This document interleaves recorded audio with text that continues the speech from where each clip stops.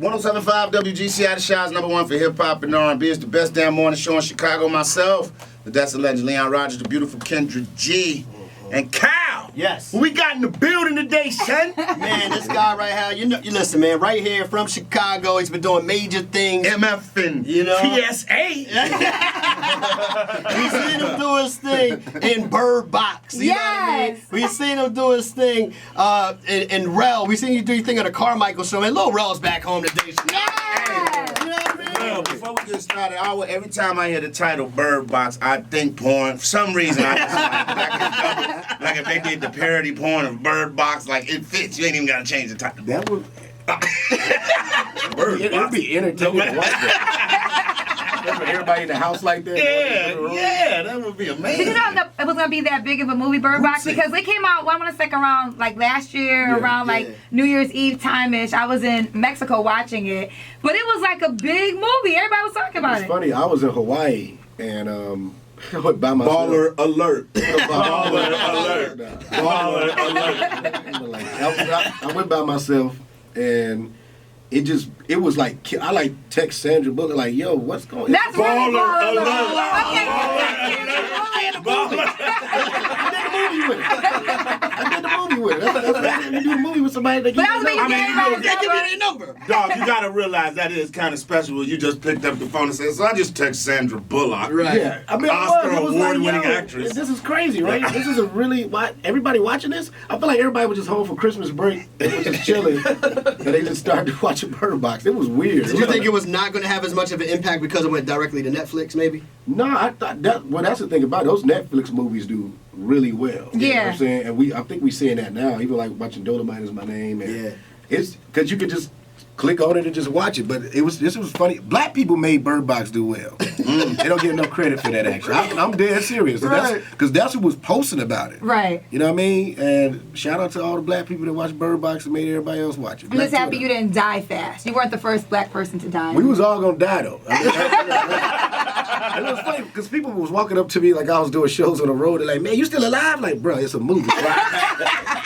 The memes were hilarious. It was so many memes and it's so funny doing like what you hope all the movies you do kind of have the same impact. But I feel like the stuff coming out next year is gonna be kind of the same thing. And that's what I want to ask you. Since your success in the first movie, with the spoon, Get Out, and you kind of set a standard with that character and how you played it and how really you kind of pushed the movie along. Going into the new stuff, have you created higher expectations for yourself, and what can we expect to see? Yeah, I mean that, and I try to do things I would like to watch. So like that's why I did Uncle Drew. I love basketball. I'm a basketball fan, and that's why I did that. That was like the first thing I was like, yes, you know what I mean. And then I just keep picking things that they got heart in it, and because everything's different. Like the Brittany Runs a Marathon movie, which is I think it comes on Amazon now, November 22nd. It's just a dope movie. You know what I'm saying? It's a lot of heart in it. I've been picking some really heartfelt. Like me and Cam did Fatherhood, man. I really believe that's his best movie that we just shot. And that's Different look at Cam. Yeah, it's because it's more dramatic, and I took the weight of the comedy in it. But like we was pushing each other, it was fun like performing with him. Like dang, because I've seen him in other stuff, but I'm like, ain't nobody ever really pushed you, bro, because he's so funny. So when we were shooting, it was like, no, let's go. No, let's change that. Let's do something different. What else we got? And I think it's gonna be really good. Like, and then the Ryan Reynolds movie, Free Guy, bro. Like, that's the one I'm waiting on, bruh. It is, because Ryan Reynolds is one of my favorite actors, bruh. The movie is big. Like I did ADR for it a couple weeks ago, and they were showing me scenes, and I'm like, yo, this gonna be.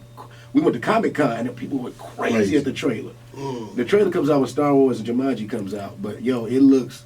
I feel like that might be my little Independence Day movie. I think it might be the biggest movie I've ever done. But you got a special coming out before all of that. Yes. I'm sorry. Kyle came yesterday. Yes, I came. I wasn't invited. I'm not even going to get into that. I didn't even Well, you know what, it was before- screening. So, yeah. Oh, God, let's get into that. Kyle Before was you invited. get into that, let's take this break, and we're going to come back and get into Rel's special. That's real whack, Rel. You had a whole screening in Chicago. You got my number like you got Sandra Bullock's number. You could text me and say, come to the screening, but it's all good. See, I saw Kyle out. At the party. You got my number, though. I saw you at the party. It was a Halloween party. You came to a Halloween party. So why don't you tell Kyle to tell the rest of us?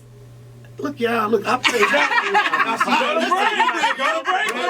be like, because you was lame, and you was there when I was there. Whatever. All right, Lil Rel's in the building. Coming up, we're going to talk about his HBO special in a minute. Don't go anywhere, Chicago. Right now, your chance of $1,000. Here's your keyword to text. GCI, the Shy's #1 for hip-hop and R&B. It's the morning show. The Destin legend, Leon Rogers. The beautiful Kendra G. The shortest day man in Chicago, myself, Kyle. Lil Rel still hanging out with us. Chicago. Rel's back in the city, man. Coming up, you got an HBO special that is about to hit the airwaves. Yeah, this is the thing about it. I'm like being on this MySpace page just now. It makes you, dang, it's crazy. It makes you realize how much growth you've done. Yeah, I used to use MySpace to promote when I was at Jokes and Notes.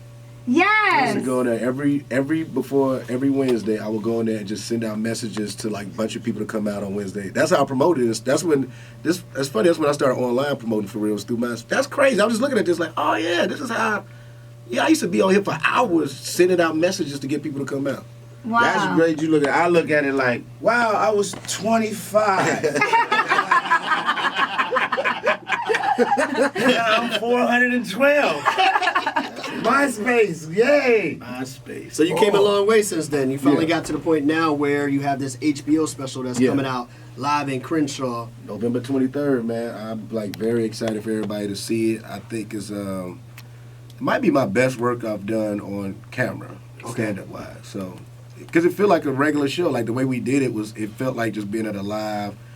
Like it felt like one of those comedy shows where like you got that promoter who like got a hookup at a school or something. He do a show at the gym, and then this crowd in there. He not even sure he was gonna have the money. Like, he come at you happy like, hey man, here you go. Like, why you so happy about it? I thought you already had it. You know what I mean? Right.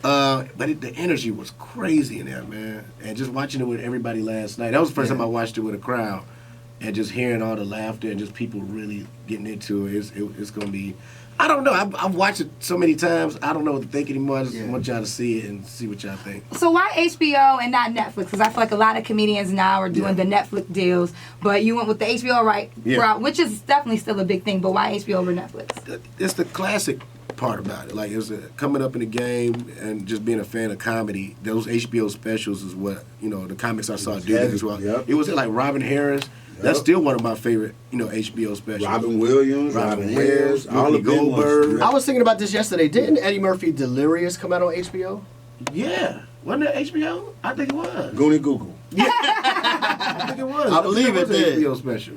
And that's what I'm saying. Like, it feel like, like I was talking to Chris Rock about this. Like, that's why I did this. Hopefully my heroes are proud of me when they look at this. I almost did it for them too. Like I didn't want to I care what people think, but it's like the cats I look up to. I want them to watch it and I want to see what they think about it. How hard is it? And I'm not you just from a comic standpoint because you do a lot now. Yeah. Movies, you overlap in films, get off one, go into another. Yeah. How hard is it to sit and write material? It's probably tough. I mean, and this is where the cheat code is. I'm just doing stuff I've done. I got one more special left. Right, yeah, right, like, okay. I see what just you're sitting as this material. I see what you're saying. Yes. In the bag. You just went in the bag and pieced it together. Yeah. Gotcha. One thing you said last night just about the special, and you're talking to the audience, was the fact that you said, yo, I'm getting a chance to be unapologetically black in Hollywood right now. Can you speak to that real quick? Yeah, I mean, and I've always been like that, and I think that's what I think we was talking about this last night. But that's one of those things where like people gonna get to know. Like this special was probably one of the blackest comedies. I mean, we start out with the Black National Anthem being sung. Mm-hmm. And the whole song, not like a quick. The Beyonce version. Beyonce was singing it. The Beyonce version. Because Beyonce did it at Coachella. Yeah, and that's what I'm saying. Like, I think artists are being very comfortable showing our black side. Right. I want to be a part of that, and that's what I. But why did it take this culture of number 45 for that to happen? Why couldn't we have always been? I don't like give that? them credit for that. I think it's like the right people had to be in position. Right. You know what I'm saying? And I think like, you look at the 90s, right? I think the 90s had the most famous black people. Mm-hmm. That was a lot. Like everybody was still, like you had Michael Jackson still there, you still had, it was so many black stars alive, but you still felt like they were still like afraid to like really be who they are For fear of being canceled. Yes. I think social media has a lot to do with that You too. think so? I do, because I was just saying to somebody the other day, I think black colleges right now, the popularity is peaking. Mm. You know what I mean? Like, we've known about them forever, but now you get to see it every day. Back in the day, you might have had a movie like School Days, or you might have knew somebody that went to a black college, but now you see it all the time. I think all of that is helping. That's crazy you say that, Kyle. Real, you being a basketball guy, 2 of the nation's top 10 recruits just signed on at an HBCU. I love that. I don't really hope that might shift the paradigm. Athletes start keep doing it. Yeah. Yes. Yeah. Shouts to Hampton University. I think Negroes just getting it now. Like, we tired. Revolt. Nat Turner 2019. We coming for you. Leon is so crazy. Ralph, before you go, I want to ask you this because, last week it was a big story on a lot of media outlets of some of the things that's happened in your personal life. And it was about your son, who's 2 years old, and the process of you trying to get custody. And I like to always hear from the person themselves. Yeah. So what is true? What's happening right now in that situation? It's so weird, too, because I've been going through that for like a year now. Okay. And nobody, I've been kind of keeping it under wraps. I knew once I went to court to like, and I walked in, people were like, wait a minute, that's a little real. I was like, oh, here we go. But I just, everybody know I love being a dad, man. And I take very good care of my children. And I want people to understand, like, I'm not trying to, like, take him away from his mom. I just think I could be the better decision maker and should be the one in charge. To give the people that might not know, it's a woman who made you feel as though the child was... It wasn't no made me feel. It was just... Okay, yeah, so what That's how we got here. What happened? Because I think I read that she told her husband it was his baby. Yeah, you thought she at the was same divorced. time... Telling you. Yeah, so she didn't tell me the truth until later. Okay. You know what I'm saying? So, and it's after, I've been taking care of them and introduced to my family and flying them to Atlanta so I could see them and doing all this stuff. And, that's what was heartbreaking about it. Even now, like, even with the story coming out, it's hard to explain to her, like, I didn't do that. Like, she thinks I, like, put the story out. I'm like, you ain't even hear me say nothing. You know what I mean? Like, right. I don't want this in front of the stuff I got to promote. Is it true that you posted a picture of him on Instagram and that's how you learned that the child might not be yours? It's so many different versions of what I don't know what the truth is. Okay. You know what I mean? Because it was somebody that did DM me, like, yo, somebody else is saying that this is their son, too. And I'm like, who? You know what I mean? And also, I didn't know she was still married. It's just weird, man. But at the end of the day, that's his mom. And that's why I never said anything, because I didn't want the negative. I feel like she made a huge, terrible mistake by the way she played things. Right. But at the same time, we got this 2-year-old, and I don't think we still should have this negative energy around it. Right. But at the same time, she got to really own up to what she did. And that's been the problem, to be honest with you. And that's why, like, most dads don't know they have rights to be in charge. You know what I'm saying? A lot of times they just get, like, I think people love their kids, but everybody don't like being a parent. Everybody not good parents. You love your kids, but that don't mean you're a good parent.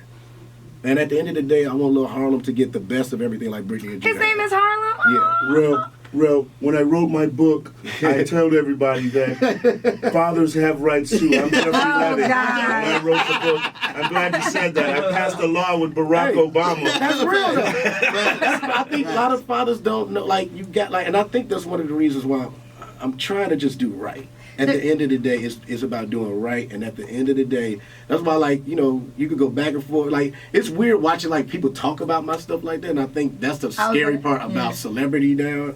I can't even say, like, I think I was telling a story on Jimmy Kimmel about R. Kelly. Yeah. And that became a thing. And I'm like, no, that really happened. I ain't even say nothing about none of that. This is why real. I told the story on stage for years. Right. Like, ain't nobody ever said that. Like, they go, hey, man, this somebody jokes talking about you. Like, so it's just weird, man. Everything you say, everything you do. Like, I saw Tiffany kind of go through that when whatever you say, whatever you do goes everywhere. Right. I've been able to lay low and just say stuff. Can you put on one thing, I think, for women, though? It's not about you paying child support. You feel as though you'll be the better parent. Yes, it ain't about money.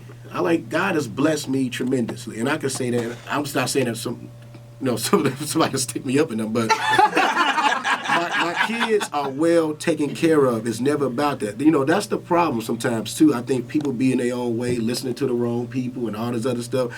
Like, you got people in the shop talking like, he could give you. They ain't even about the bread. It's like, yeah, that's the easy part, to be honest with you. I can easily just pay throw some money and move around. My business, but that's not the type of parent I am. Right. I want him to have the best. And I think I'm in the best position to do that until she get it together. Once again, I'm not trying to take him away from her. Right. I need to be the one that makes the decision. She made some really terrible decisions, and she should own that. Gotcha. The child life should be the same in both houses. Yeah. So when he's not with you, he's still straight. You know what I'm saying? But that's scary though, because you're not with the person, and they got a whole other situation. They other kids or another dad. It's a lot going on, which is why, like, if you can, and if you're in a position to create the right environment for your little people, then you do that. No doubt. Point blank. Okay. Laurel's in the building, yes. Chicago. Thank you for clearing mine better that up. clean that house up. Chicago, the HBO special. Yes. November 23rd. Yes. Laurel live in Crenshaw. Make sure y'all check it out. Congratulations on all your success, Thank bro. y'all, man. Yes. Thanks for having me. No doubt, Always. man. Thanks for stopping by this morning. GCI. Why did I say GCI like that? Working. Just say GCI. That's funny.